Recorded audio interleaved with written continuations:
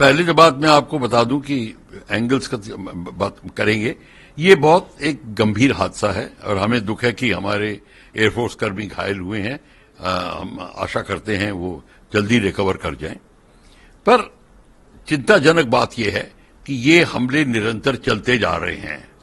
یہ کوئی اس لیے نہیں کوئی ویٹ کر رہا کہ ہاں وہ اور ذرا زیادہ اس میں آتنک پھیلے، خاص کر ہمارا الیکشن بھی چل رہا ہے. پر اگر الیکشن نہ بھی ہوتا تو حملہ ہوتا. آپ یہ مت سوچئے کہ صرف الیکشن کے کارن ہے، پر اس سے ان کو ڈبل فائدہ بھی ہوگا کہ اور تھوڑی آگ جنی پھیلے گی اور حملے میں ہم بیک فٹ پہ آئیں گے. بیک فٹ پہ اس لیے آئیں گے کہ ہم ریئیکٹ کرتے ہیں اور اب ہم اپنی 2-3 جگہ اپنی مستعدی بڑھا دیں گے، اپنی سیکیورٹی بڑھا دیں گے، اتیادی اتیادی. یہ کرم ہوگا. بیسیکلی حملہ کرانے کے لیے کے پیچھے جو آپ بیک گراؤنڈ دیکھیے، مینٹیلٹی آف پاکستان کی کیا ہے. پاکستان میں بڑی تعداد میں لوگ کہہ رہے ہیں کہ ہم کو پیس چاہیے، ہم کو بھارت کے ساتھ ٹریڈ چاہیے، ہم کو پروگرس چاہیے. وہ بڑی سیریسلی کہہ رہے ہیں. یوتھ کمیونٹی، پولیٹیشین تک کہہ رہے ہیں، پر آرمی نہیں کہہ رہی، ISI نہیں کہہ رہی اور چائنیز نہیں کہہ رہے. وہ کہتے ہیں وہ نہیں چاہتے کہ کیونکہ آرمی اگر یہ مان جائے کہ ہاں اب ہمارا ہندوستان کے ساتھ میں بڑی فلسفی ہو گئی ہے، ٹریڈ کھل گیا ہے، سب کچھ، اس کا مطلب کاشمیر کا مدعا ٹھنڈا پڑ رہا ہے. اس کا مطلب پاکستان کی آرمی کی اہمیت ختم ہو رہی ہے. 85% آف پاکستان کی جو تجارت ہے وہ پاکستان آرمی کنٹرول کرتی ہے. وہ سارا کا سارا چلا جائے گا. تو وہ کشمیر کا بھوت کو زندہ رکھنا چاہتے ہیں کہ کسی طریقے سے ہماری اہمیت بنی رہے. اور دوسری بات جو چائنیز کی بات بول رہے ہیں، چائنیز کی بات آپ کو پتا ہونی چاہیے. چائنا POK میں اب ایکچولی کلوز ٹو $100 بلین لگا چکا ہے اور پاکستان کے انڈر کو ڈیٹ میں ڈال رہا ہے.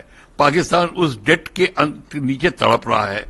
تو پاکستان کو اب یہ پتہ نہیں کیا کرے، اسمنجس میں ہے. اسی لیے پاکستان کی پبلک کہہ رہی ہے ہم کو آپ ٹریڈ کرنے دیجئے، ہمیں یہ ڈیٹ سے کام نہیں چلے گا. تو ان کا منہ بند کرنے کے لیے چائنیز پاکستان آرمی یہ سارا کا سارا کھیل کر رہی ہے. ان کو سارا چائنیز سے مال ملتا ہے لڑائی کا. اصل جو کی کمی پڑتی ہے، وہ جو ان کے پاس کمی ہے وہ چائنا پوری کر رہا ہے اور اس کام کو وہ انجام دے رہے ہیں. پر اس کام کو انجام دینے کا مطلب کیا ہے؟ وہ اس لیے انجام دے رہے ہیں کہ وہ دیکھتے ہیں کہ یہ جو سچویشن ہے کشمیر میں وہ ان کے ان کے لیے انوکول ہے، ان کے لیے بالکل بنی بنائی سچویشن ہے. کیونکہ ہماری بہت ساری سیکیورٹی ایجنسیز ہیں، ان کے اندر کمانڈ کا جو کوآرڈینیشن ہے وہ نہیں ہے. ابھی دیکھیے کانوائے جا رہا تھا، اب اٹیک ہوا. اٹیک ایئر فورس کا کانوائے جا رہا ہے، بارڈر کے پاس میں ہے. اس کا مطلب ہے کہیں نہ کہیں آپ کی انٹیلیجنس فیلئر ہے. وہ گھات لگائے بیٹھے تھے اور گھات لگائے بیٹھنے والا جو ہے وہ پہلے آیا ہوگا. ایسے تو نہیں ہے کہ سڈنلی ان کو پتا چلا اور پیراشوٹ سے کود گئے، اور یہ نہیں ہے. اور ان کے سپورٹنگ سیلز ہیں، ان کے سلیپر سیلز ہیں، یہ سارے کے سارے وہاں ہیں. یہ میں کہتا آ رہا ہوں اور میں دوبارہ اس بات کو کروں گا. اور پاکستان کو پتا ہے انڈیا ایک سنگل کمانڈ اینڈ کنٹرول لائے گا نہیں، کیونکہ ہمارے پاس اتنی انٹرنل جو تھنکنگ ہے وہ بڑی ڈیفرنٹ ہے. سب اپنا اپنا جھنڈا دکھانا چاہتے ہیں.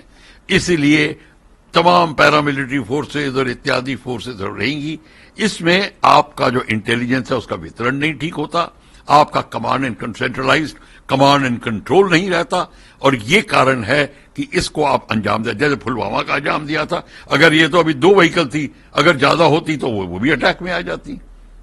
میں یہ کہنے کی کوشش کر رہا ہوں، یہ تو ہماری خوش قسمتی ہے کہ ہمارے سر گھائل ہوئے ہیں، وہ بھی ہمیں ان کا دکھ ہے. پر کوشچن یہ ہے کہ پاکستان ویٹ کر رہا ہے اور وہ اگر پھر دوبارہ موقع ملے گا پھر کر دیں گے. وہ ہم اس لیے نہیں روک پا رہے ہیں کہ ہم کو جو ان کی خبر نہیں ملتی، ان کی خبر بھی نہیں ملتی. اور جو اندر آ جاتے ہیں ان کو سلیپر سیل مینٹین کرتے ہیں. نہ ہم سلیپر سیلز کو ہٹا سک رہے ہیں اور نہ ہی ہم ان کو روک سک رہے ہیں. اس کا ایک ہی طریقہ ہے اور طریقہ یہ ہے آپ پاکستان کو پریشر میں ڈالیے یہ پی او کے جموں اینڈ کشمیر پنچ کے علاقے میں ہوا، آپ ان کے علاقے میں ایسے ہی کارروائی شروع کر دیجئے اور کرتے رہیے نرنتر. سرجیکل سٹرائکس جس کو آپ کہتے ہیں وہ کریے. دو سے نہیں کام چلے گا.